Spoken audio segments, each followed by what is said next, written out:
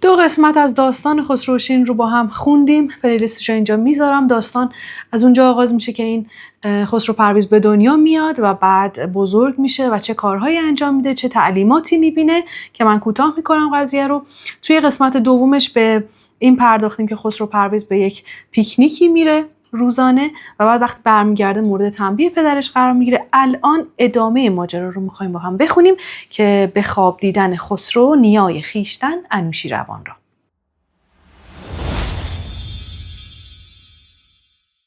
چو آمد زلف شب در عطرسایی، به تاریکی فرو شد روشنایی. میگه همینطور که شب زلفهای سیاه خودش رو گسترانید، شروع کرد به پراکندن عطر موهای خودش، روشنایی رو در خودش فرو برد. تاریکی روشنایی رو بلعید. برون آمد ز پرده سحرسازی، شش اندازی به جای شیشه بازی. یک افسونگری بیرون اومد که منظورش ماهه. 6 انداز کسیه که با تاس بازی میکنه و در واقع ماه با ستاره ها داره تاس میندازه. به جای شیشه باز خورشیده. خورشید رو اینطوری تصور میکردن که شیشه های نورانی شراب خودش رو در هنگام رقص بالا و پایین میبره، مثل شیشه اندازی در واقع. به طاعت خانه شد خسرو کمر بست، نیایش کرد یزدان رو بنشست. میگه بعد از اون شبی که از محضر پدرش بیرون میاد، میره به آتشکده، میره به عبادتگاه و شروع میکنه به عبادت کردن. به برخورداری آمد خواب نوشین، که بر ناخورده بود از خواب دوشین. خواب عمیقی رو تجربه میکنه، به خواب عمیقی فرو میره به خاطر اینکه شب قبلش خوب نخوابیده بود. نیای خیشتن را دید در خواب، که گفت ای تازه خورشید جهانتاب. پدر بزرگ خودش رو، انوشیروان خسرو یکم رو به خواب میبینه که داره بهش میگه اگر شد 4 مولای عزیزت، بشارت میدهم بر 4 چیزت. میگه اگه شد یعنی رفت، اگه 4 تا چیز تو از دست دادی، بهت مژده میدم که 4 تا چیز دیگه به دست میاری. حالا اونا چی هن؟ یکی چون ترشی آن غور خردی، چو غور زان ترش رویی نکردی. اشاره داره به این که اون محاکمه‌ای که پدرت بر ترتیب داده بود رو گذروندی و ترشرویی نکردی، اخلاقت بد نشد و روبروی پدرت نایستادی. دلارامی تو را در بر نشیند، کزو شیرین تری دوران نبیند. یک معشوقه‌ای کنار تو قرار خواهد گرفت که شیرین تر از اون پیدا نمی کنی. دوم چون مرکبت را پی بریدند، وزان بر خاطرت گردی ندیدند. میگه مرکبت، اسبت رو دست و پاش رو بریدن و از این اتفاق گردی بر چهره تو، گردی از عصبانیت بر چهره تو ننشست. به شبرنگی رسی شبدیز نامش، که سرسر در نیابد گرد گامش. شبرنگ اسبی به سیاهی شبه، اسمش هم شبدیزه. سرسر تندباد یا بادی که با سرعت فراوانی داره میگذره. میگه به گرد پای این اسب نمیرسه اون تندباد. سیوم چون شه به دهقان داد تختت، و آن تندی نشد شوریده بختت. میگه که از اونجایی که پدرت تخت تو رو به اون روستایی داد که تو شب رو خونه اون گذرانده بودی و واکنش تندی نشون ندادی، به دست داری چنان شاهان تختی، که باشد راست چون زرین درختی. به یک تخت پادشاهی به دست میاری که مانند یک درخت طلایی استواره. 4 چون صبوری کردی آغاز، در آن پرده که مطرب گشت بی ساز.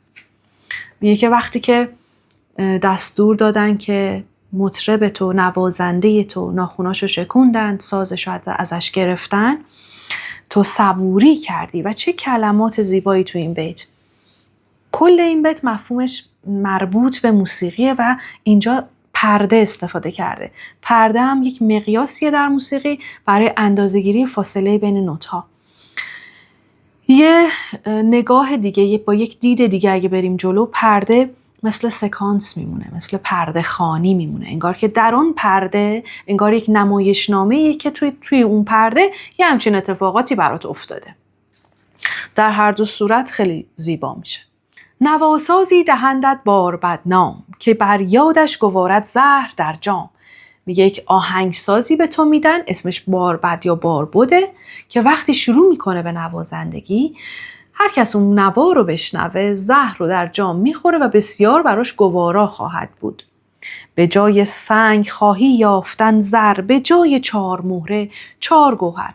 منظورش میگه اون چیزایی که از دست دادی مثل 4 مهره بی‌ارزشن، این سنگ‌های بی‌ارزشی هستن، اما تو به جاشون 4 تا گوهر به دست میاری. ملک زاده چو گشت از خواب بیدار، پرستش کرد یزدان را دگربار. زبان را روز و شب خاموش می داشت، نمودار نیا را گوش می داشت. همه شب با خردمندان نخفتی، حکایت باز پرسیدی و گفتی.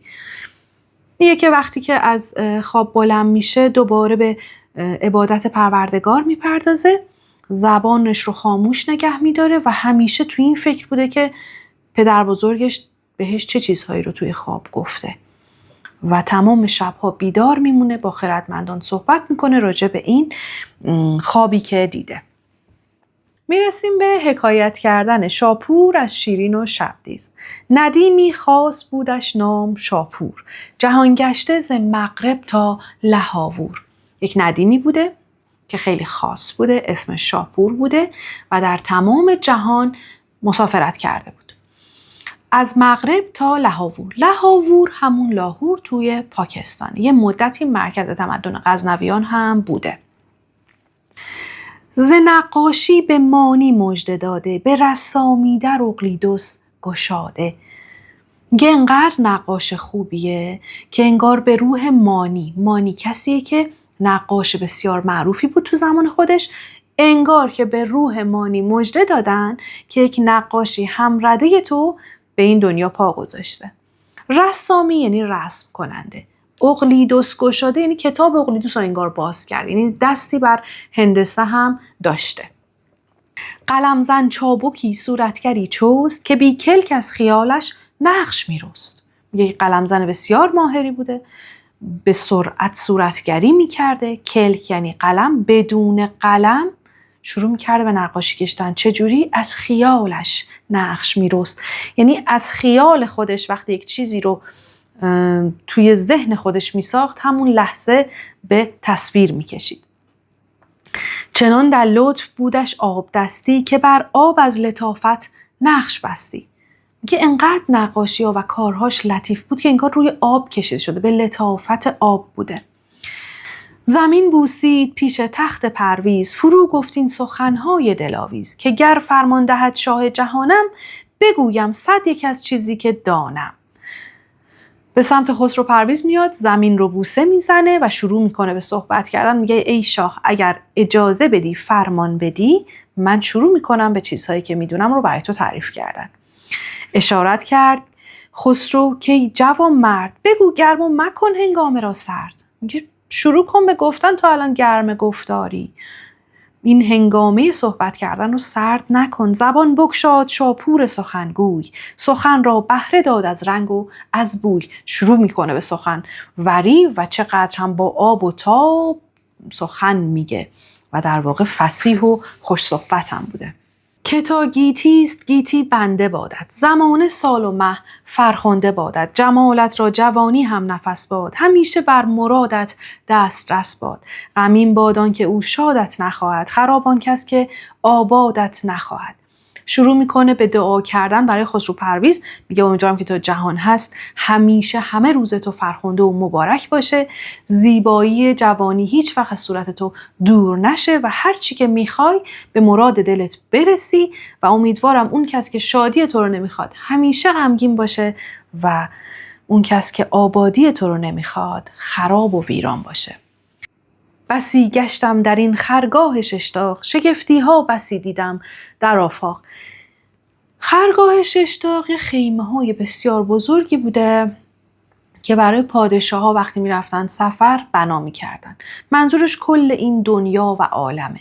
میگه که در این عالم بسیار گشتم و شگفتی های زیادی دیدم. از آن سوی کوهستان منزلی چند، که باشد فرزه دریای دربند. میگه پشت کوها جایی کنار دریای دربند، منظورش دریای خزره، فرزه به معنای اسکله یا بندرگاهه. میگه پشت کوها در کنار دریای خزر، در کنار اسکله دریای خزر، زنی فرمانده است از نسل شاهان، شده جوش سپاهش تا سپاهان. یک زنی هست که فرمانده است و جوش و خروش سپاهش تا اصفهان ما رسیده. همه اقلیم از اران تا به ارمن، مقرر گشته بر فرمان آن زن. میگه همه سرزمین ها، اران آذربایجان، ارمن ارمنستان، میگه از آذربایجان تا ارمنستان همه به گوش به فرمان این زنن. ندارد هیچ مرزی بی خراجی، همه دارد مگر تختی و تاجی. میگه هیچ سرزمینی نیست که به این بانو، به این زن بزرگ خراج نده، همه رو در بر داره، غیر از تاج و تخت نداره.